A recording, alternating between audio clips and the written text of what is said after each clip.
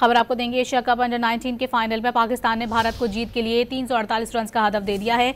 पाकिस्तान ने मुकर्रर 50 ओवर्स में 347 रन स्कोर किए हैं। समीर मिन्हास ने सबसे ज्यादा 172 रन स्कोर किए हैं। उन्होंने 17 चौके और 9 छक्के मारे।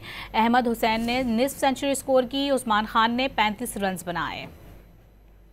खबर आपको देंगे। एशिया कप अंडर 19 के फाइनल में पाकिस्तान ने भारत को जीत के लिए 348 रन का हदफ दे दिया है। पाकिस्तान ने मुकर्रर 50 ओवर्स में 347 रन स्कोर किए हैं। समीर मिन्हास ने सबसे ज्यादा 172 रन स्कोर किए हैं। उन्होंने 17 चौके और 9 छक्के मारे। अहमद हुसैन ने निस्फ सेंचुरी स्कोर की। उस्मान खान ने 35 रन बनाए। खबर आपको देंगे। एशिया कप अंडर 19 के फाइनल में पाकिस्तान ने भारत को जीत के लिए 348 रन का हदफ दे दिया है। पाकिस्तान ने मुकर्रर 50 ओवर्स में 347 रन स्कोर किए हैं। समीर मिन्हास ने सबसे ज्यादा 172 रन स्कोर किए हैं। उन्होंने 17 चौके और 9 छक्के मारे। अहमद हुसैन ने निस्फ सेंचुरी स्कोर की। उस्मान खान ने 35 रन बनाए।